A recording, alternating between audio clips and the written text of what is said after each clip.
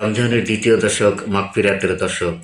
মাগফিরাতের দ্বিতীয় দশকের ৪টি আমল সম্পর্কে আজকে আপনাদেরকে তুলে ধরছি। নাম্বার ১, ইস্তেগফার।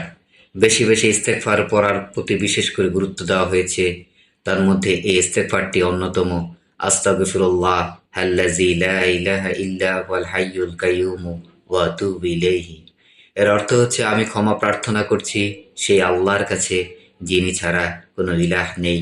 তিনি চিরঞ্জীব, চিরস্থায়ী, এবং আমি তার কাছে তওবা করছি।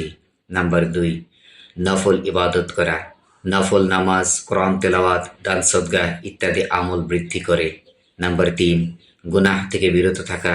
সব ধরনের গুনাহ থেকে দূরে থাকা এবং তাকওয়া অর্জনের চেষ্টা করা। নাম্বার ৪, দোয়া করা। বেশি বেশি সাহরি ও ইফতারের সময় দোয়া কবুলের সময় বেশি বেশি করে দোয়া করা। রমজানের দ্বিতীয় দশক মুমিনদের জন্য আল্লাহর ক্ষমা ও মাগফিরাত লাভের একটি সুবর্ণ সুযোগ।